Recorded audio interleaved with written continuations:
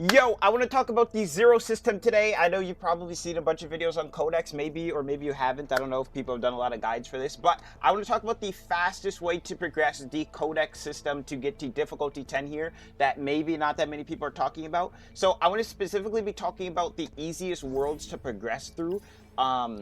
And just like in order of which worlds I think are actually, even if you're off element, I think these worlds are, very preferable in exploration. And I also want to talk about the worst world, but I think a lot of people know this. The worst world that you could progress through is easily the blue pot. The Iron Maiden, like, goal, death girl thing or whatever, this boss is like impossible. Even if you have passion, you gotta have like a god build to fight this boss 90% of the time. But what I do want to talk about are some of the easiest worlds. Now, I've heard people talk about Swamp of Judgment being, kind of nice, but the problem with Swamp of Judgment is not the bosses, but the elites that you can get to this. I wish there was like a little elite like rundown of it, but there's like these 4 horses, okay? Let's get paint here.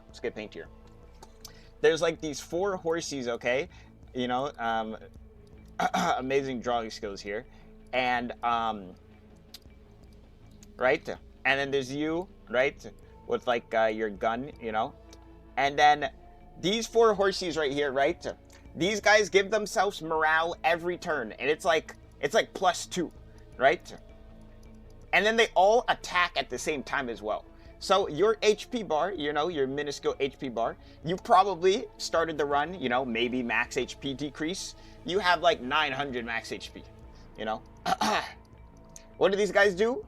Like 9,000 HP. Yeah, you're dead. What do? They crush you, okay? Blood splatter, your character is dead, okay? And it's... The green world, it's nice, it has good equipment and stuff like that, but I think the easier worlds are City of Mist and the Foretold Ruin. Now, what are the problems with City of Mist and Foretold Ruin? I'm pretty sure both of these can have the dog guy. Now, I know everyone knows who the dog guy is. You know who the dog guy is. You know who the dog guy is. You don't know who the dog guy is? The dog guy... Whew. The dog guy is even worse than the horses. The dog guy, okay. This is dog guy, okay. He's got like his like 4 dogs right here, woof woof, woof woof. Okay, woof woof, okay. And then he's got like this like big like Hassan like shot collar on like all of them, And then like he like zaps all of them. And then once he zaps all of them, he gets like plus like 500 morale. And your HP bar, even if you have like, so you have 1200 HP. That's like a decent run, Maybe you didn't get a max HP decrease, you just have like good HP on all your characters. He hits you with like the 50 lashes of doom, okay? Here's your character, chilling right here. All right, this guy, he's hitting you. You're done. You're done. It is what it is. Now, he's not unbeatable. You could come in here with like a, tons of maneuvering fire build or something like that. But there is a very highly likely chance that you lose to this guy in CZN. I gotta get a picture of this guy though. I feel like if I Google CZN dog guy, like he'll come up. That was cap. CZN's not that popular yet. Anyways. This guy, he'll mess you up. He's beatable, but he'll mess you up. The thing about this guy is he's rare to come up, and he comes up only on the interior, usually before the boss. The bosses of both of these are absolutely free. The Ruin Foretold, you want to kill the boss on the right first. When you get to this, you want to kill the enemies on the right first, and then kill him. And then for the City of Mist, both of the final bosses are free. The combats are harder than the final boss, but the final boss is free. Now, obviously, this is a roguelike game. Your runs aren't going to be automatic, easy clap win. But if you want to progress to the Codex, I think those are going to be the fastest and easiest clears for you to get through.